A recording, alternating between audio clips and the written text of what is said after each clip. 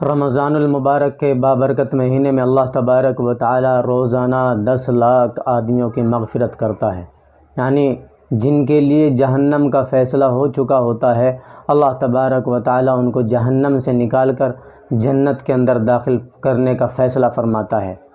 اور جب رمضان المبارک کا آخری دن ہوتا ہے، اس دن اللہ تبارک و تعالی پورے رمضان میں جتنے آدمیوں کی ہر دن مغفرت کی ہے، سب کو ملا کر کے اللہ تبارک و تعالی اتنے لوگوں کی مغفرت کر کے جہنم سے نکال کر جنت میں پہنچاتا ہے۔ اور پھر شب قدر میں حضرت جبریل علیہ السلام اپنی ملائکہ کی جماعت کے ساتھ تشریف لاتے ہیں اور پوری دنیا کے اندر پھیل جاتے ہیں۔ حضرت جبریل علیہ السلام کے 100 پر ہیں، 100 بازو ہیں، حضرت جبریل ان کو پھیلاتے ہیں اور پورے روئے زمین پر تمام فرشتے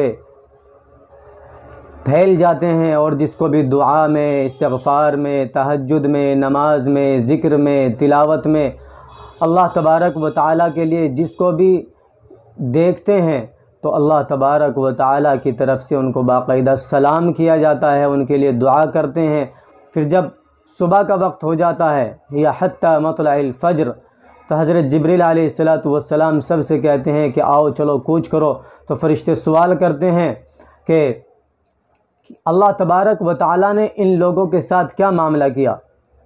تو اس وقت حضرت جبریل علیہ السلام فرماتے ہیں اللہ تبارک و تعالیٰ نے سب کی مرادوں کو پورا کر دیا، سب کی مغفرت فرما دی، جس کی جو دلی جائز تمنائیں ہیں اللہ نے ان سب کو پورا کر دیا۔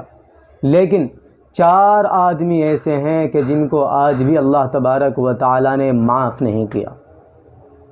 غور فرمائیں کون ہیں وہ لوگ؟ اگر ہم میں سے کوئی آدمی ہے تو آج ہی ان چیزوں سے توبہ کرے، معافی کرے، اللہ تبارک و تعالیٰ کے سامنے روئے گڑ گڑائے۔ نمبر 1، پہلا وہ انسان جو شراب کا عادی ہو، اللہ تبارک و تعالیٰ اس رات میں اس کی مغفرت نہیں فرماتے۔ دوسرا وہ جو والدین کا نافرمان ہو۔ تیسرا وہ جو رشتہ داروں سے قطع تعلقی کرنے والا ہو۔ اور چوتھا وہ انسان جو اپنے دل میں کسی کی طرف سے کینہ، حسد، بغض، عداوت، دشمنی رکھنے والا ہو۔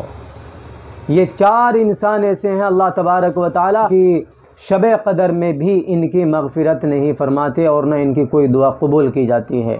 اس لیے اگر ہم میں سے کوئی والدین کا نافرمان ہے تو اللہ کے لیے ہاتھ جوڑ کر کہتا ہوں اپنے والدین کے قدموں میں پڑ جاؤ اور ان سے معافی مانگ لو۔ جو شراب کا عادی ہے وہ اللہ تبارک و تعالیٰ سے توبہ کرے، اور اسی طریقے سے جو کسی کی طرف سے حسد، کینہ، بغض، عداوت، دشمنی رکھنے والا ہے وہ بھی اپنے دل سے ان چیزوں کو نکال دے۔ اور کسی کی اگر کسی سے لڑائی ہے، جھگڑا ہے، اپنے رشتہ داروں سے، اپنے تعلق والوں سے، اپنے اعزہ اور اقارب سے، اپنے گھر میں کسی سے، اپنے پڑوسیوں سے، تو ان سب سے اپنے رشتوں کو جوڑے، ورنہ یاد رکھیں یہ وہ لوگ ہیں کہ شب قدر میں بھی اللہ تبارک و تعالیٰ ان کی مغفرت نہیں فرماتے، اور شب قدر میں اللہ تبارک و تعالیٰ ان کی دعا کو قبول نہیں فرماتے۔ اللہ ہم سب کی ان چیزوں سے حفاظت فرمائے، آمین۔